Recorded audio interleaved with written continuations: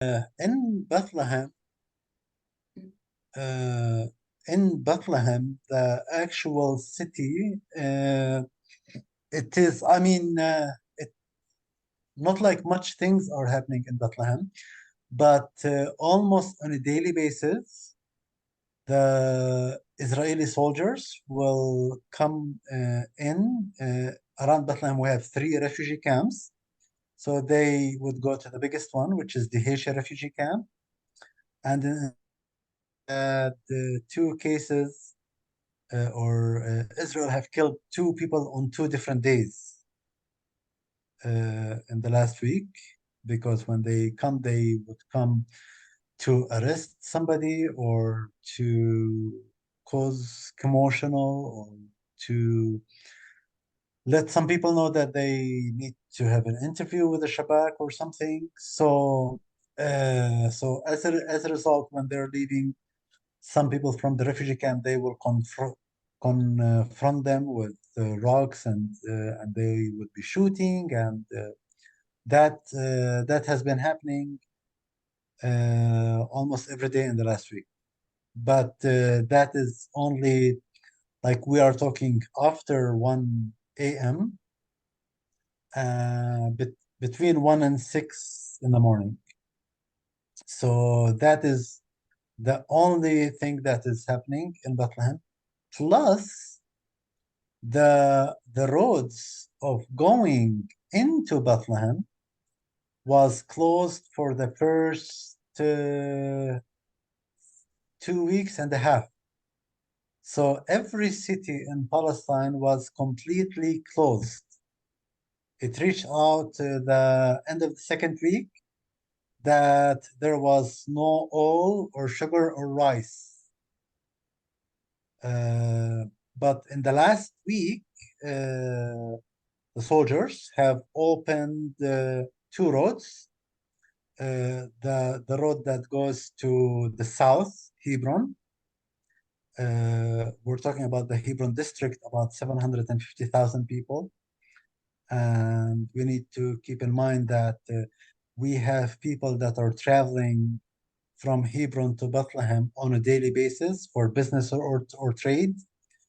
2 times in the last 3 weeks, my mom had to cancel her doctor appointment in Bethlehem because this doctor, who's authorized doctor, he comes from Hebron once every 2 weeks. And the last 2 times he could not.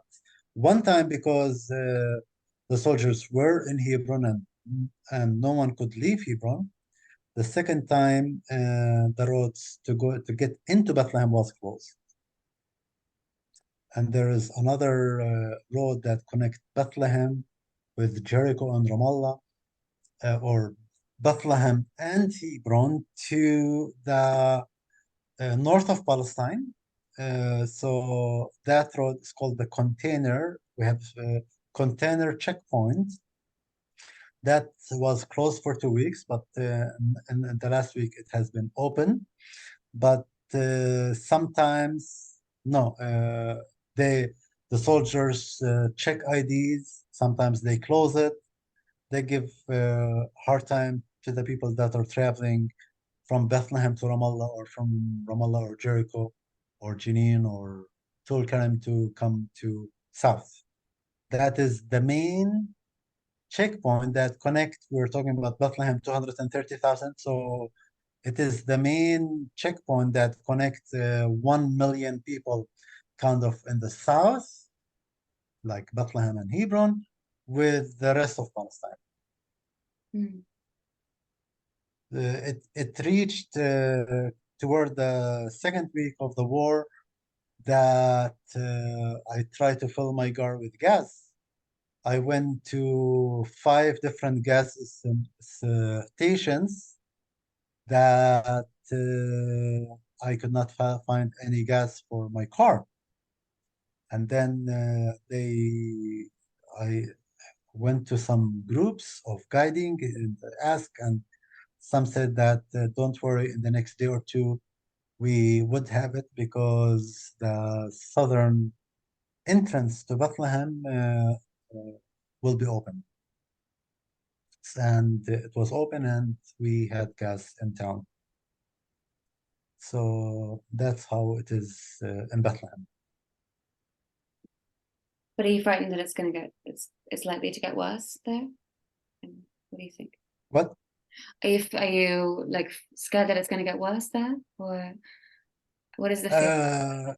Your thoughts? Well, now we're talking about a ceasefire tomorrow, but today has been really, really, really bad with the war and what's happening in Gaza. More than 200 people was killed already today.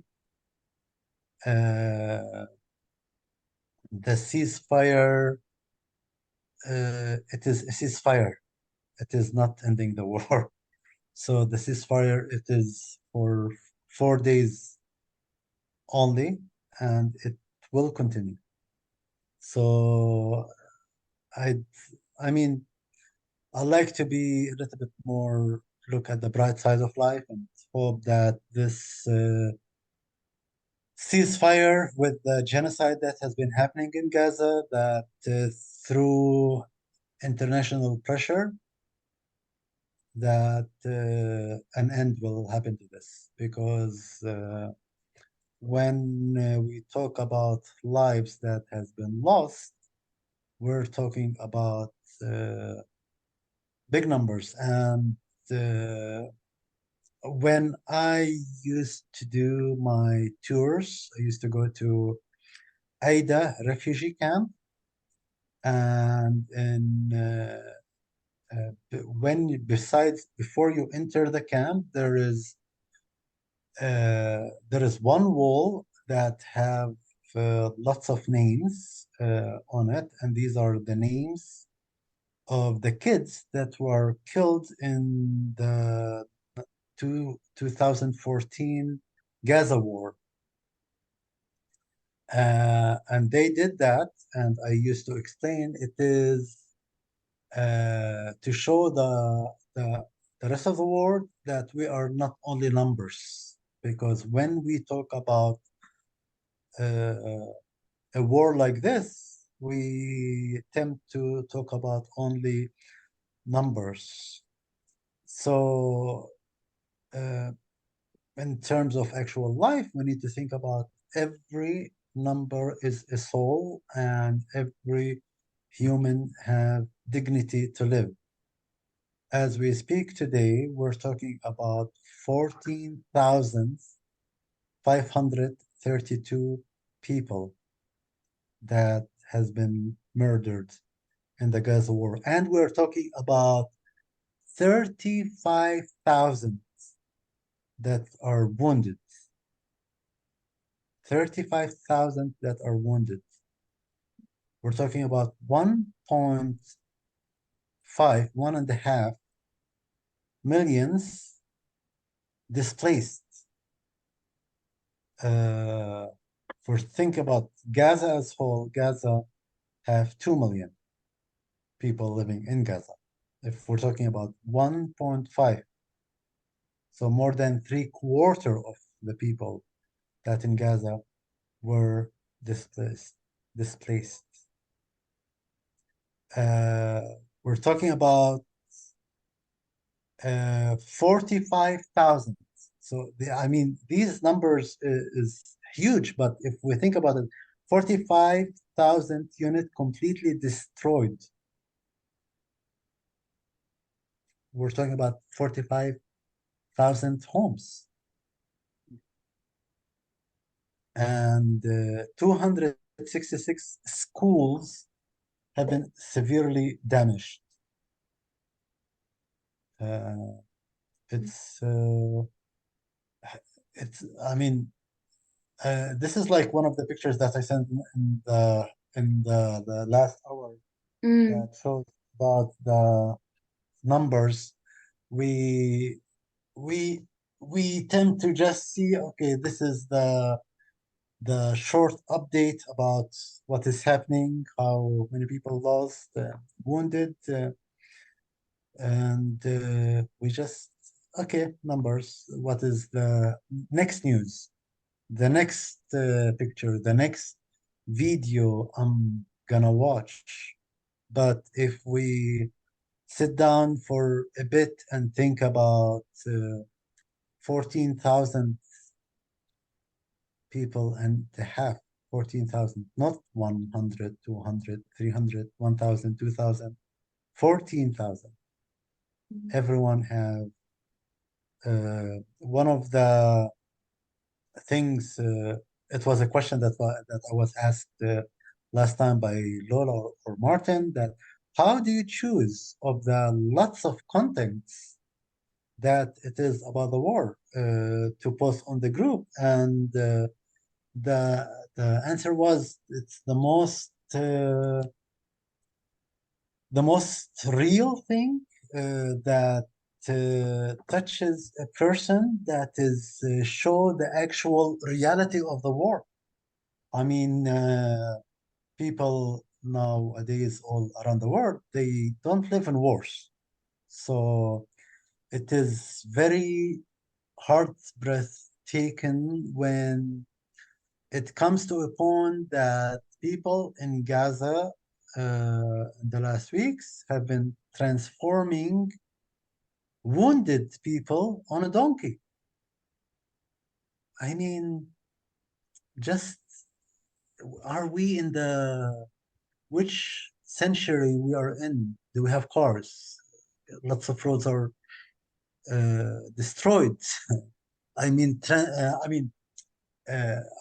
I see myself lots of videos that it's just like amazing. That I mean, most of the videos that it's really have like graphic scenes, I don't send. But I mean, I've just seen a person that he came to a truck. There was a parking truck, and he said, "Imagine that under this truck there is a family living." And he went and he opened. There was a kind of covering. He opened the cover. He went under the truck to find out a whole family of 10 people are living and sleeping on the sand underneath of a truck that is parked in Gaza. I was, uh, I mean, it's very hard to imagine what people are going through.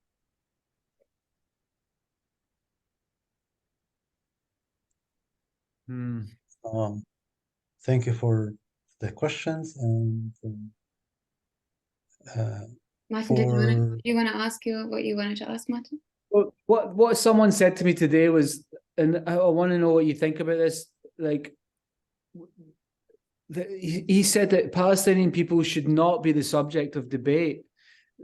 We have to think about long-term solutions, and the Palestinian people have got the right to freedom, the right to equality, and the debate is kind of, I think that's what the Israelis want. They want us to be having this debate, but we have to focus, and the solution is not a ceasefire. It isn't just delays the agony or prolongs the agony. The solution is to shut down the embassy. All the embassies, all the Israeli embassies have to be shut down, and the ambassadors have to be expelled. This is the only solution to this, or it will go on for another decades. And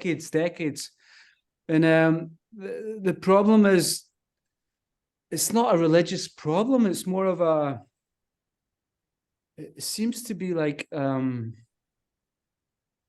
ethnic cleansing. I think that's, which has nothing to do with religion. It's more of like the white savage Israeli government, the oppressor.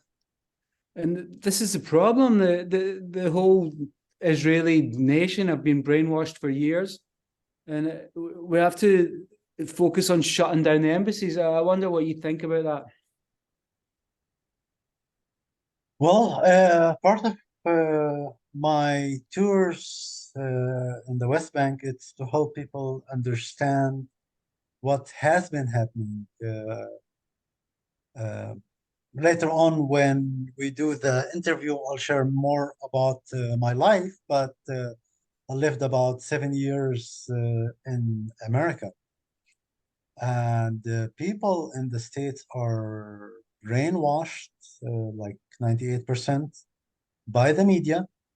And because I was in the Christian circle, I could say, because I've experienced that, that the church, it's brainwashed by prophecies. Yeah. And if we look at the evangelical church outside, 99.99 is siding with Israel, claiming, using this term, Israel have the right to defend itself. Well, there has been a documentary that was produced about 10 years ago. It's called Palestine, Israel, and the Promised Land, and the propaganda. Anyway, I could send you the link, but it talks about how Israel have been using terms in the media to justify what they are doing. Like what I shared with you about the soldiers coming into the Haiti refugee camp. This is in Area A. This is in the West Bank. According to the international law, they are not supposed to go in the first place. Yet, every time they go into any city of Area A or in the West Bank, they call it self-defense. Okay, let's a little bit pause and back up a little bit. What is self-defense? Self-defense, if you are in, if the Palestinians are in Israel, then that is called self-defense. No, this is the soldiers are invading the West Bank and killing people in the West Bank, in their homes, and use the term self-defense. Now, why they use that? Because when you hear self-defense, you stop thinking and you say, well, yes, Israel have the right to defend itself. But wait, it's not self-defense. It's occupation. It's killing in cold blood. It is all the other things that goes along against the international law.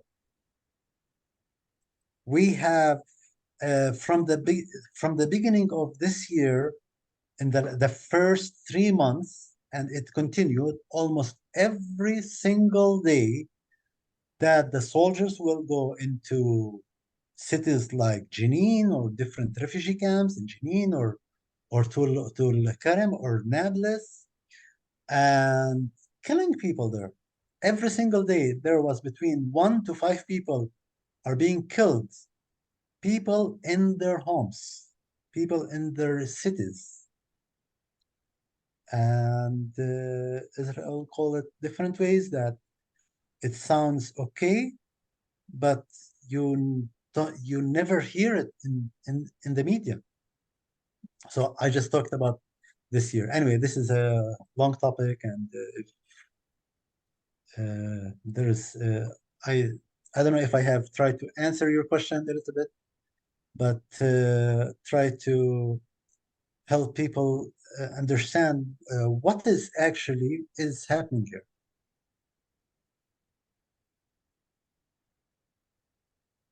I think any rational person can see that it's a savage regime. I think there's no question about the atrocities that they've been committing for decades. And some people are brainwashed, but I think a rational, free-thinking person can see that the regime has to be changed. I mean, and this is my question was, we should focus on shutting down the embassies. I mean, what do you think about that? And what do you think about long-term solutions for freedom and equality of the people there? Yeah. Well, it's as simple as occupation needs to stop, apartheid needs to stop. And how can we do that? It is very hard to do that because I can tell you something. 1948, we call it the Nakba, and what people are calling what is happening in Gaza today, they're calling is the second Nakba. Nakba means catastrophe. So as a result of the Nakba, we had about 800,000 people that got displaced, that they became the refugees in 57 different refugee camps along Palestine, Jordan, Lebanon, and Syria. Until today, they are called refugees.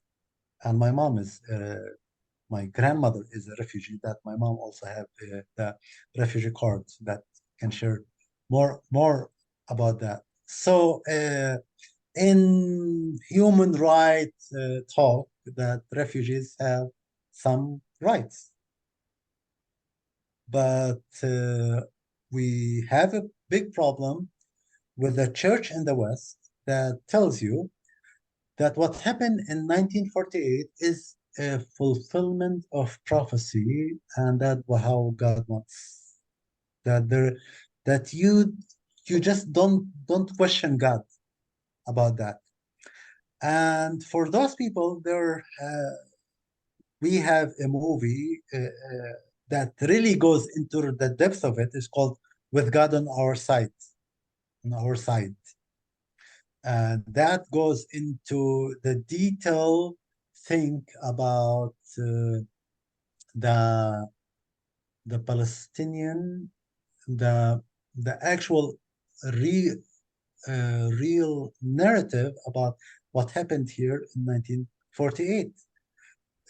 Ilan Pape, I like to quote him a lot. Ilan Pape, he is an Israeli professor from Haifa who wrote the book that's called The Ethnic Cleansing of Palestine. That is a must-read book that explains, as an Israeli, what happened, real facts, what happened in 1948. And through me also listening to lots of podcasts, been hearing about the actual ethnic cleansing that was planned also in the early 20s and 30s, prior to 1948.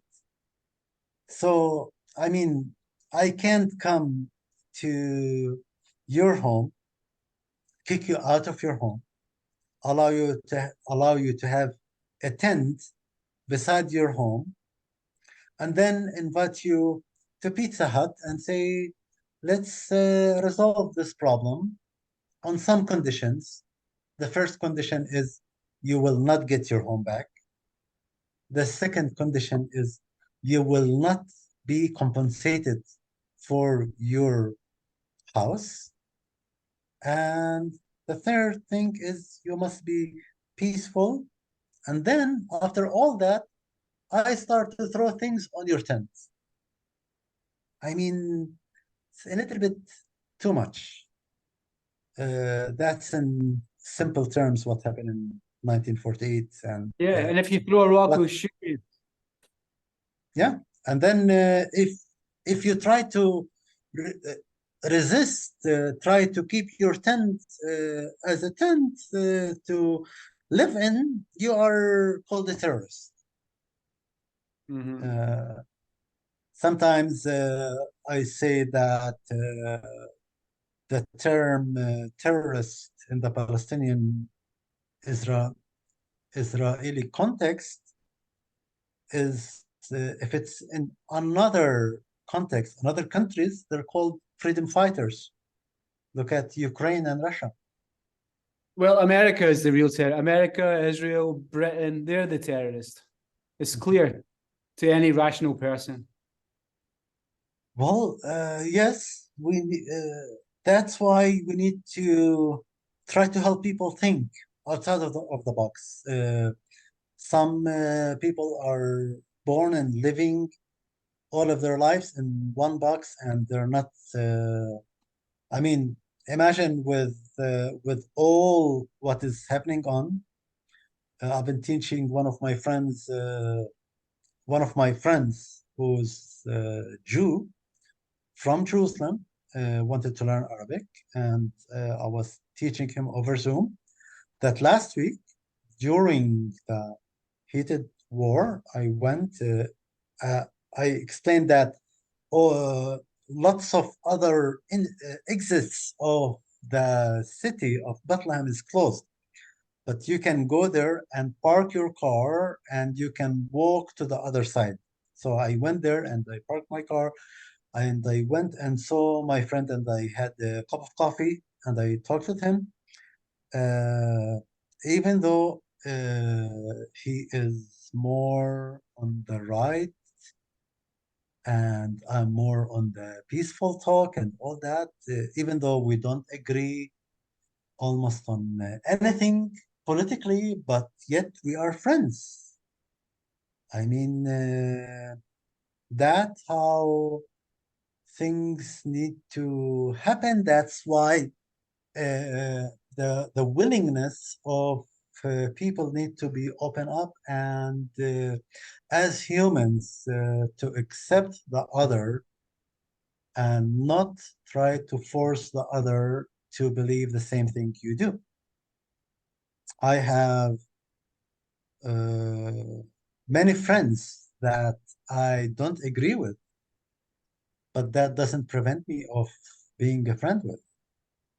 So I think I went off the subject a little bit, but it is important to have this kind of dialogue. Sorry, if you can lead us with a question because I went maybe off, but I think it was helpful for all of you. I guess the question was like more broadly, like how do you see this ending? How do you see this changing? Like how, like what do you see as this kind of solution of hope for like the Palestinian people in the future? Well, as I used to share, the solution for the problem is not me. The solution of the problem is you. The solution of the problem. Okay, let us look at the world today.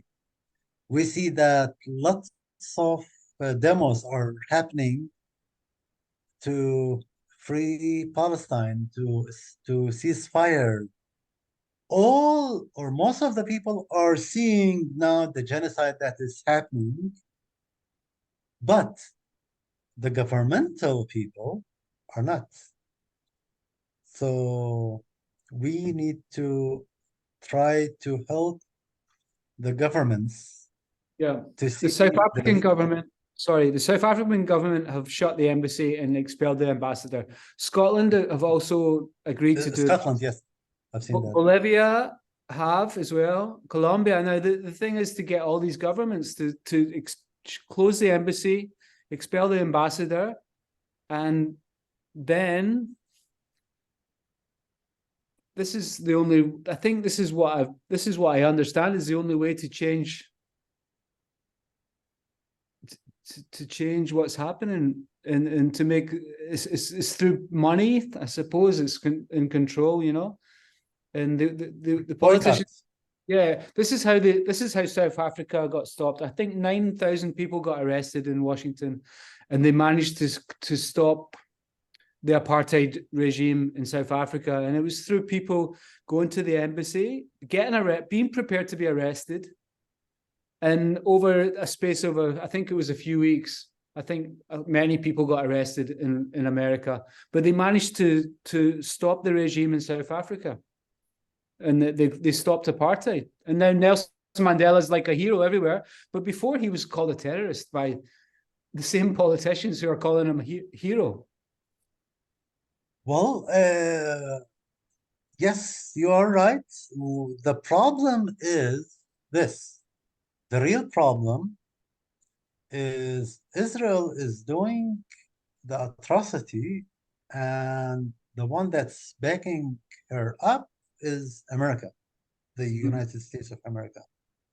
So the United States is behind that. So you have America supporting Israel with the most advanced weapons to kill people. So the long-term solution is try to get that right true information, the real apartheid occupation that is happening here, to the leaders in America. But the problem is the main stakeholders of Washington, D.C., they are Jewish, and they are the ones that do the pressure on the government Yeah, it's to called a lobby. dictate the government to however they want things to go. Yeah, it's run by a lobby. Yeah, APAC. We have Yeah, and APAC, one it's of the money. strongest.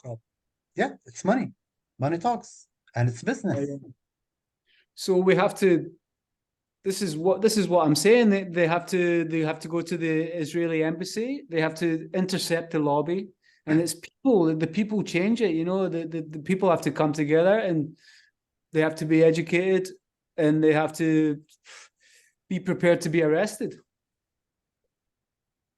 Yeah, well, that is true on the long term. On the short term, as I see our time for this, we have 5 minutes. I think that, as I was talking to Lola, that this is a great time that Lola gave us an idea, or I thought about it, to have kind of once or twice a week of a talk like this to talk about these things, to include different people. Rita have been here before, Mary have been here before, to let you meet, and like people actually rally in different countries, we can here be united in Zoom calls and try to come up with effective means to enlighten people around us. Yeah, we're organizing an event here in Mallorca on the December the 16th. Now, before you go, because I think we can arrange to do this again in a few days or a week.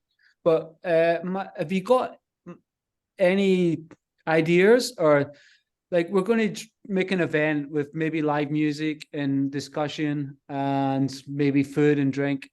Now, this is another question. Does charity, does it change things? You know, it seems to be. What do you think about charity? Just quickly before you go. Like if we're raising, like doing a fundraiser for Palestine, you know, like what is it any, you know, yeah. Will it help or not? Yeah, I think as me in tourism, my family have a hostel now for till April or next June. We will not have any help or support, and also we do have a home church that I did a money pool on PayPal. If you like, I could send you the link for it. I am trying on a personal level to try to help the home church members that come to our home church that are in need, and one of them is one of my mom's relative that her daughter and granddaughter are in Gaza right now, still hiding in one of the two churches. So yeah, so that is what the small thing I try to do here in Bahrain. There's a Facebook group that I'm part of, and I discussed this event, and they were saying, "Oh, the money's going to Hamas," and they accused me of helping Hamas. And this is the problem that we have. We have to educate people. They thought I was helping Hamas, which is crazy. Yeah. But this is what I'm up against. You know, this is a problem. People are like, "Oh, as soon as you mention Palestine, they think terrorists, they think Hamas, and they don't want to help." You know, I don't know what you think about that.